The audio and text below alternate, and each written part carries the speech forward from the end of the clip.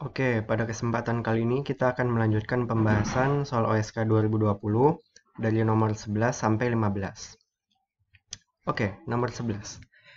Diketahui fungsi permintaan sepatu QD sama dengan 20.000 min 2P dan fungsi penawaran QS sama dengan min 5.000 plus 3P. Subsidi yang diberikan sebesar 2.500. Berdasarkan data tersebut, harga keseimbangan setelah subsidi adalah. Nah, jadi untuk mengerjakan soal ini teman-teman bisa menggunakan dua alternatif rumus. Yang pertama itu kita bisa menggunakan rumus yang ini, PD sama dengan PS dikurangi subsidi. Artinya fungsi QD ini kan masih QD sama dengan kan. Nah, kita rubah jadi PD sama dengan gitu. Nah, atau alternatif kedua, teman-teman bisa menggunakan rumus yang satunya nanti. Oke. Kita coba pakai alternatif yang pertama, yang PD sama dengan PS min subsidi. Nah, teman-teman lihat fungsinya. Pertama kan kita punya QD sama dengan 20.000 min 2P. Fungsi ini akan kita balik. Jadi 2P sama dengan 20.000 min QD. Sehingga diperoleh PD sama dengan 10.000 min 0,5 Q. Oke. Kemudian untuk yang QS sama dengan min 5.000 plus 3P akan kita rubah menjadi 3P.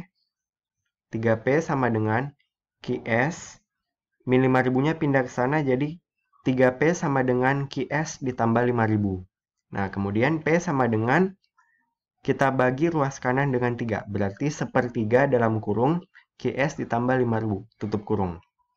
Nah, kemudian PD sama dengan PS min subsidi. Kita tahu PD-nya itu sebesar ini.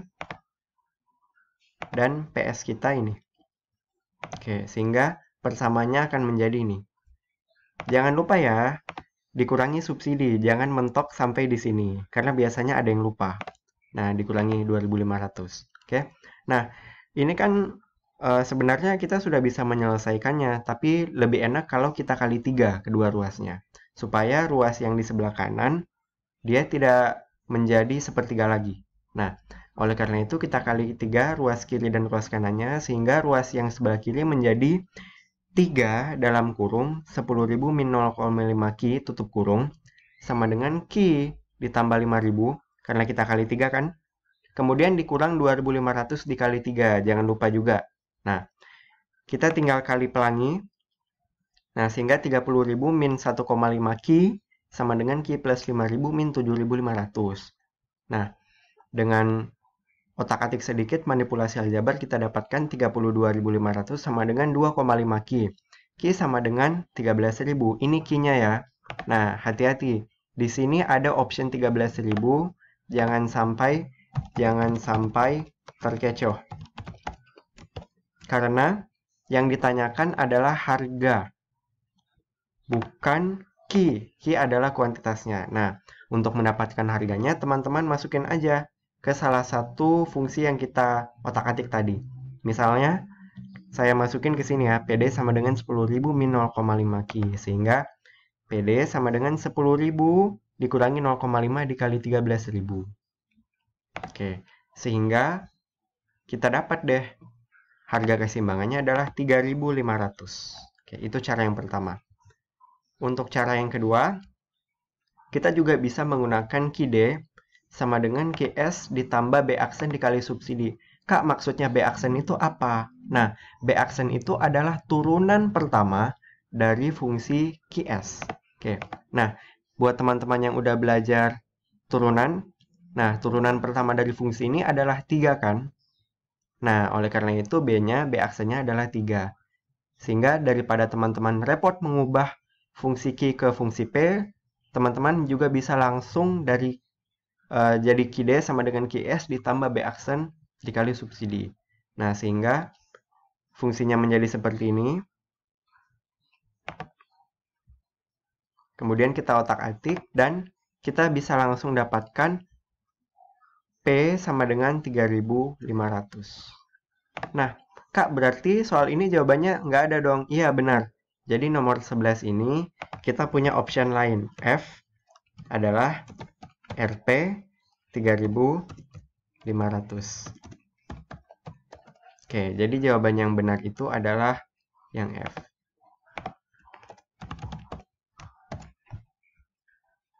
Nah, kemudian nomor 12. Otoritas Jasa Keuangan memiliki tujuan agar keseluruhan kegiatan yang ada dalam sektor jasa keuangan dapat terselenggara secara teratur, adil, transparan, dan akuntabel. Diharapkan terjadi peningkatan pada kualitas jasa keuangan menjadi lebih pro. Tujuan akhirnya yaitu untuk mengerjakan soal ini, teman-teman sudah harus membaca tentang otoritas jasa keuangan. Berdasarkan Undang-Undang Nomor 21 Tahun 2011, tujuan dari OJK adalah melindungi kepentingan konsumen, sehingga jawabannya adalah C.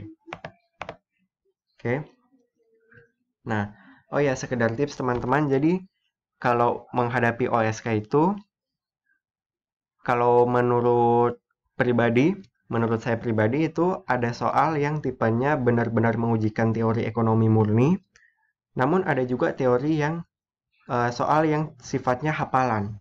Nah, kasarannya itu hafalan. Nah, contohnya itu adalah nomor 12 ini. Nomor 12 ini termasuk soal yang memang teman-teman harus baca, mau tidak mau harus baca materinya. Sehingga ya, teman-teman bisa mulai searching-searching dari internet sehingga lebih paham terhadap materi seperti OJK, Bank Indonesia, manajemen koperasi, badan usaha, dan sebagainya. Oke, nomor 13. Nah, sistem pinjam-meminjam berbasis gadai di Indonesia sudah berlangsung cukup lama, baik secara formal maupun informal. Secara informal berlangsung antar individu dalam masyarakat, secara formal dimulai dengan adanya pegadaian. Berikut ini ketentuan pemberian kredit. 1, 2, 3, 4, 5. Berdasarkan pernyataan tersebut, yang merupakan karakteristik gadai adalah nomor K. Nah, nomor 13 ini menguji pemahaman teman-teman tentang skema yang ada di pegadaian. Oke, kita bahas satu persatu ya. Nomor 1, berutang piutang atau pinjam-meminjam. Apakah ini benar? Nah, jadi nomor 1 itu jawabannya adalah benar ya. Kenapa benar? Karena dalam pegadaian, jadi teman-teman ibaratnya membutuhkan uang, kemudian teman-teman mengajukan pinjaman ke pegadaian. Nah, untuk mendapatkan pinjaman itu, teman-teman harus menyerahkan barang yang namanya kolateral atau jaminan. Nah, ini ada kaitannya nih sama yang nomor 2. Jaminannya berupa benda tidak bergerak. Apakah benar? Jawabannya adalah salah.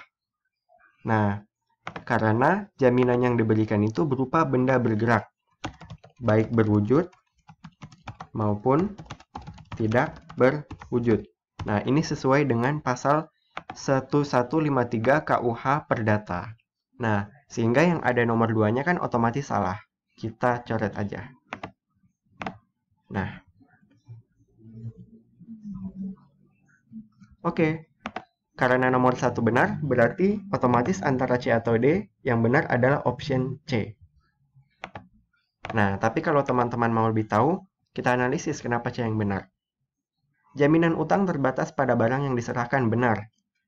Karena ketika teman-teman menyerahkan barang senilai 1 juta, berarti teman-teman hanya bisa mendapatkan utang yang nilainya maksimal 1 juta. Tetapi biasanya dalam kenyataan di pegadaian, apabila teman-teman menyerahkan benda yang nilainya 1 juta, belum tentu teman-teman bisa mendapatkan pinjaman sebesar 1 juta rupiah.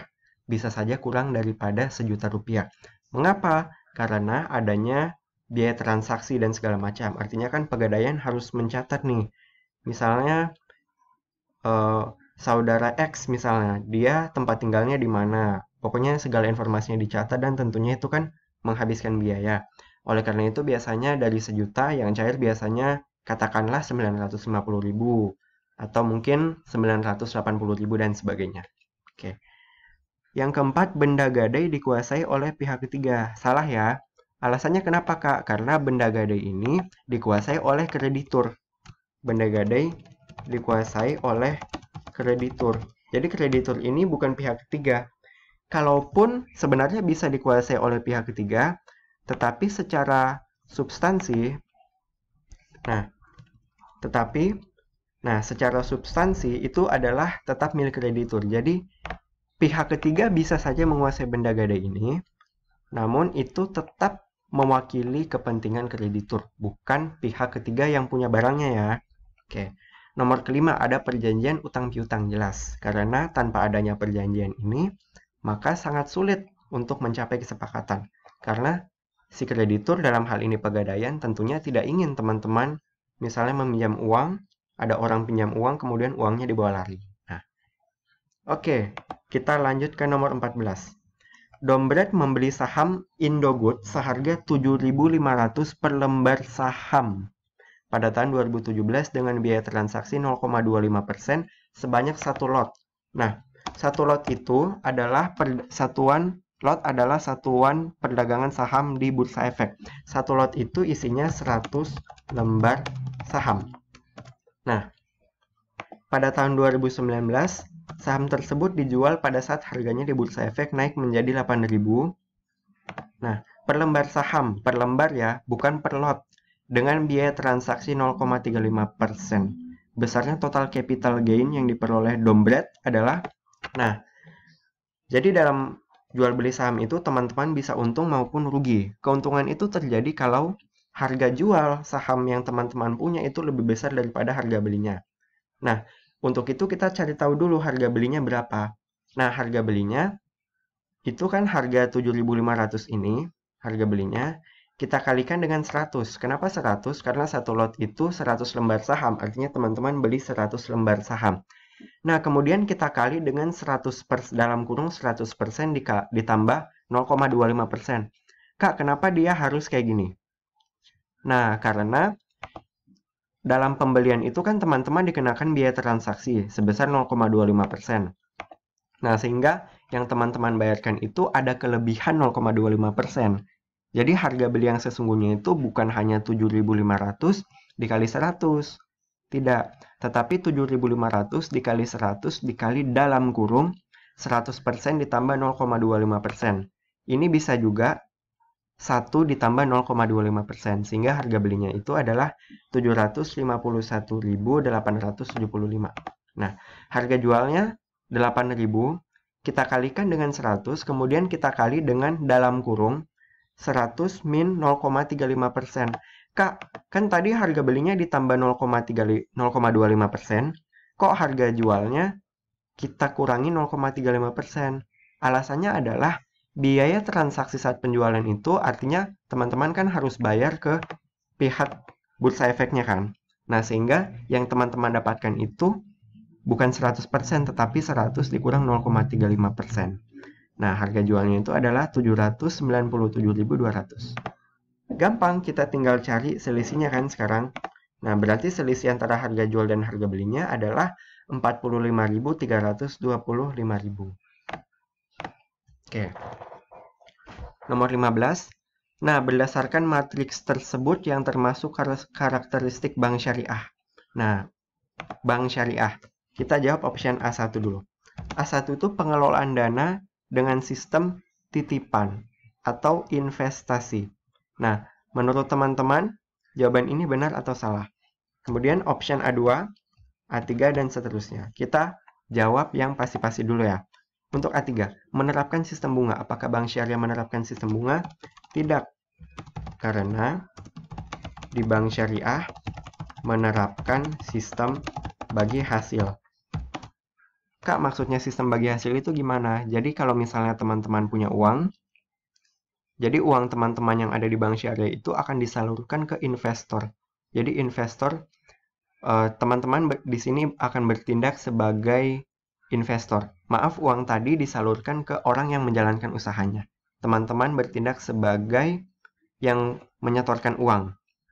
Nah, menerapkan sistem bunga tidak, karena dalam ekonomi syariah bunga itu dilarang, bunga itu riba. Allah mengharamkan riba dan menghalalkan jual beli. Option A3 otomatis salah, kemudian keuntungan berdasarkan bagi hasil. Benar ya? Nah, artinya keuntungannya itu tidak berbasis bunga. Nah, kemudian hubungan nasabah dan bank sebagai kreditur dan debitur. Salah. Kenapa? Karena dalam bank syariah, teman-teman bertindak sebagai investor. Investasi dilakukan pada semua bidang usaha salah, karena hanya pada sektor yang halal saja. Oke, jadi jawabannya adalah D. Terima kasih.